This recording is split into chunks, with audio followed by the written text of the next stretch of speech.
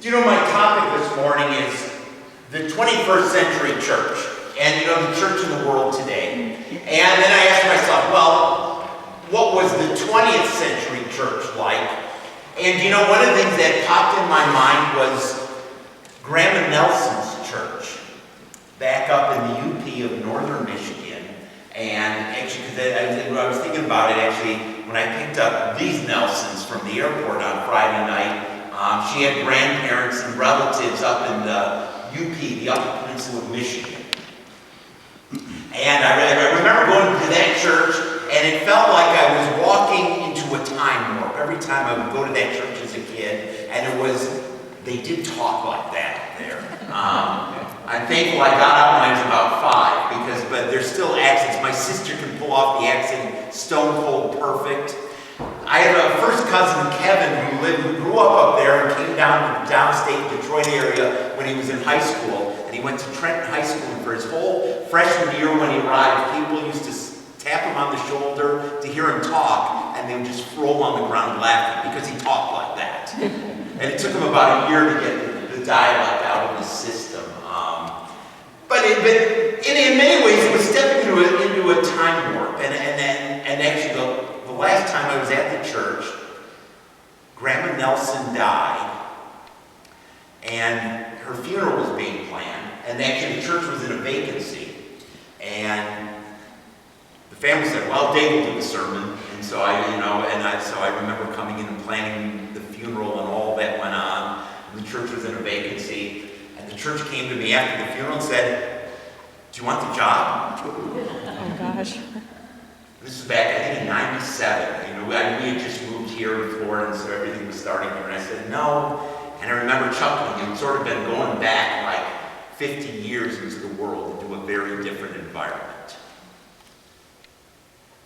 And that airline just sort of gave me a feel for the 1950s church. And it's very different than the world and the church in which we live today. Isn't the world very different? I was just thinking about this past week. And there's two things that sort of dominated the news this past week. One was Friday night, coming back, and all of a sudden Paris happens. And it brought a little bit of flashbacks about September 11th, and just thinking the whole city on lockdown, and there's shootings, as it turned out, in 6 different places. And you scratch your head and you think, how in the world do people just go into shopping malls, restaurants, stadiums, concert halls, and just shoot up people and think they're doing it for God? It sort of baffles your mind when you think about the world in which we live, and you say, how do people come to that conclusion of thinking that's what God would want? So foreign and alien to sort of our mindset of thinking about that.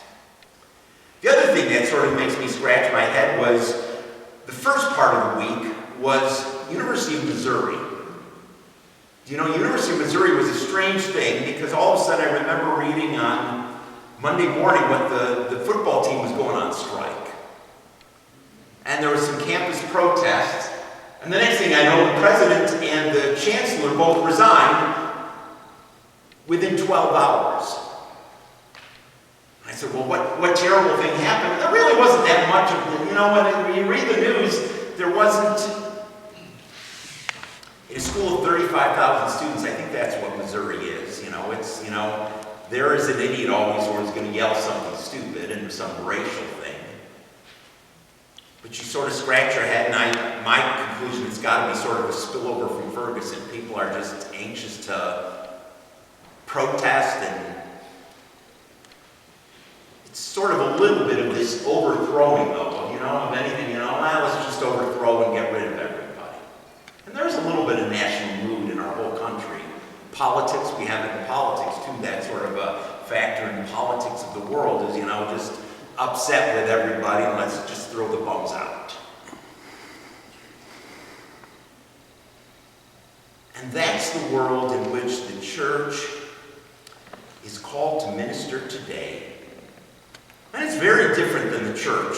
When I think of Graham and Nelson's church up in northern Michigan and the country away from everything, it's a very, very different church and world in which we minister today. Do you know what it reminds me more of? The Roman Empire. You know, in the Roman Empire, they sort of ruled things by might. You did it Rome's way or else, you know what the Roman Empire did? They hit you over the head and they squashed you. Might makes right, and really there is no right.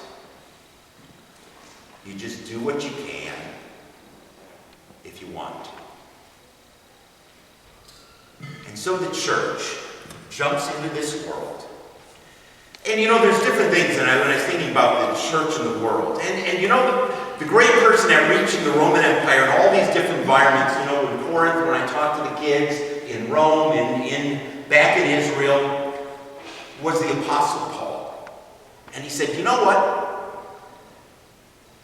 When I'm working with the Jews, do you know what I do? I eat kosher. I dress the dress. When I'm with the Greeks, pass the sausage. I speak the language. When I'm with the Romans, I'll do the same thing.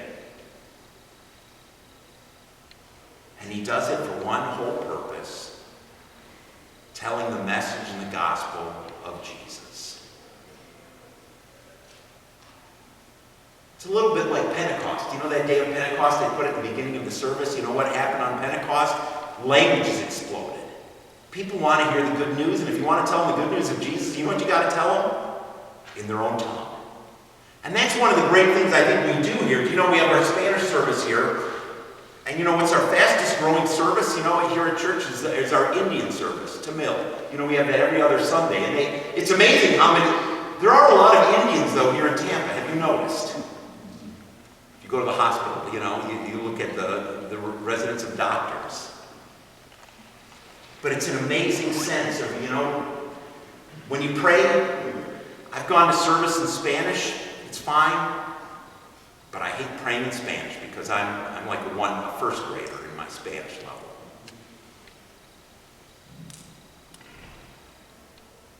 The church of the world today has to reach people where they're at. What's going on? And it involves dress and clothes. And you know, my favorite example of this is a while back, the church, years ago, there was this one teenager who had a sense of reaching the people with the message of Jesus that nobody was reaching. And you know what he decided to do? He decided to learn their language. He even adopted their clothing style. You know what? They shaved their heads. Have you ever shaved your head? Not that brave. You've shaved your head, so I'm not that brave. I don't know, but he shaved his head, but except for one little thing there, a little ponytail, a little stripe of hair, a little circle the size of a quarter in the back of your head, and a little ponytail grown, even dyed it colors. I've seen that style. It's coming back a little bit.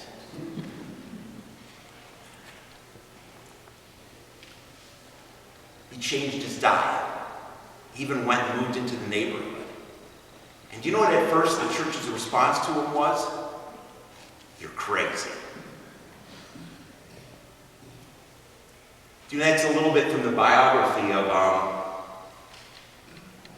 James Hudson Taylor, who was one of the first big missionaries to China. And when he came back from his first missionary trip to the churches that were supporting him, he walked into the church in traditional Chinese garb with a shaved head and a little colored ponytail on the back of his head, talking Chinese, and they looked at him and said, "What happened to you?" And he said, "I haven't done anything yet, but people are talking to me. They know I care." And that's one thing the church has to do, is to show people we care. We love God first and foremost above anyone or anything. But we love others. We love our neighbor the same way we love ourselves. Dude, it's interesting, you know, we've done this homeless feeding now for 7 years. And a lot now, more often the homeless will sometimes say, "Pastor Dave, come on over here. Can you pray with me?" And and we talk. And you know, the one good thing about after 7 years, they sort of trust me. You know, they said, we're not here on a fly-by-night seat of our pants, and we're going to feed them once and we're gone. A lot of times that's what a lot of organizations do. They feed somebody at Christmas and they're gone and they never come back again. But we've been there over 7 years now. I love it when people come back and they say, you fed me for 2 years, I got a job, I'm doing great, and they slip me a 20 to help feed the next generation. That's happened many, many times, and it's great when you see that happen. But the people have a sense of trust because, you know what? They know you care about it. And that's what the church has to be about. Because we live in a day and age when ideas are all over the place, people don't even think there is such a thing as truth. And how do you share the truth of the gospel with them when they're not listening? But that's what Jesus challenges us as the church to do in the world today. And it's harder. You know, the great thing I've always found, Jesus is there. Just when I think I failed, you know, the Holy Spirit does something and shocks me and said, well, it really reminds me, it's not you, it's him. The other thing that really worries me about the world today, and this is one thing that, you know, we're addressing, is the ideas of families and children. I know when I preached about marriage back in June, and you know, marriage was the hot button topic area there with gay marriage. But I mentioned, you know, the bigger thing that worries me about marriage in our society is that people just don't get married anymore. The numbers back in 1960, 73% of households in the United States were married. Every year since then, it's been on a steady decline. We're now below 50%. And they're talking 30, 40 years from now, it could be down to 20%, 15% of households are married. Which is a little bit frightening because, you know, it's sort of a core thing that God puts in society and people to learn how to love and sacrifice and care for each other and building up the next generation. And I even mentioned, you know, marriage is good for people. Couples who get married, you know what they do? They generally make more money. They live longer, especially men. Wives do a better job in marriage. They're happier. And so many blessings. And it's crucial for kids because now the majority of kids in the country are raised without two parents. And divorce is a terrible thing, and sometimes it happens, and it needs to happen. But what we as the church need to do is to support and help families, marriages, and children. You know, one of the things we've been doing the last 2 weeks, we have the Nelsons here, David and Gwen. I mentioned Gwen because she was as of the UP ties with me, so. And they're both from Michigan, which is I like. So, but now they're at a church in Ohio, and I'm thankful they're not Ohio State Buckeye fans. That was my one true worry. So, but we do have a lot of Buckeye fans in this church, and so, but we tease them, and they've been teasing me a lot the last few years. So, one day we'll get back again. So, but. You know what's interesting is we've going through the call process. As we're talking with people, as the call committee has been talking. And I've been reading up a lot on youth and family ministry. Do you know what they found is the most important factor in youth ministry? Getting the parents involved. You know, you people who are parents, do you know who does the primary amount of time with the kids? You do. You don't pass them off to the church. You know, we were talking about this. You know, you might have the church. We may have the kids for a couple hours a week, but you parents have them roughly 24/7. What we as the church want to do is help you and work and supplement and work together and try to say to the next generation, hey, the world is a mess. We got things like Paris going on. But Jesus speaks the truth. He helps you understand the sin of humanity, the problems of the world. But he gives you the greatest blessing ever. His amazing grace, the grace of the cross that every one of us needs. He calls us his brothers and sisters. He gives his life for us. And he promises to walk with us every part of our lives. I love in Proverbs where it says, train a child in the way they shall go, and when do they follow God's way perfectly their whole life? No. What does it say? When they're old, they will not depart from it. Sometimes with kids, teenagers, young adults, are they old? No. 20-year-olds sometimes are the most difficult age to have breath. But train a child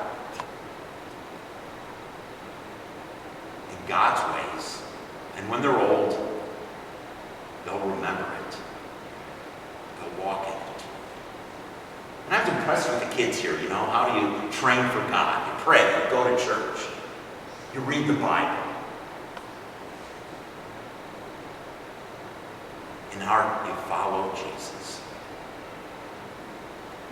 Do you know, in the next few weeks, we're going to be looking at this and just thinking about the church of the 21st century.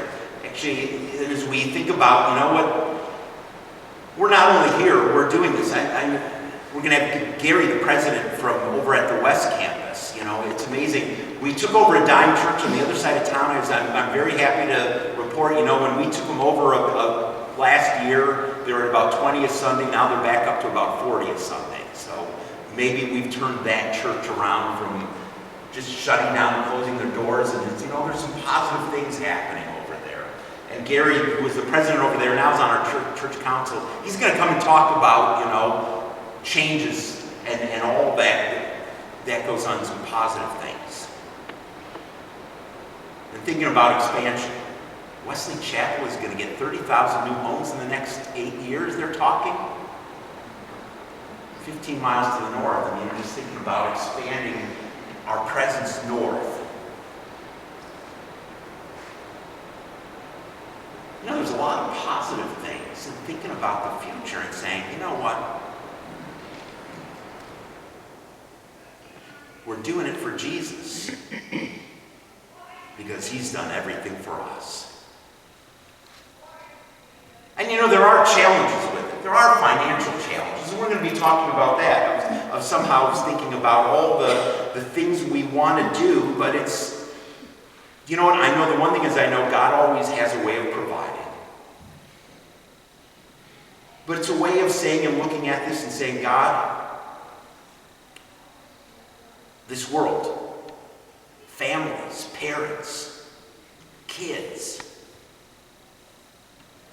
need Jesus more than anything else. And you came for them, just as you came for us.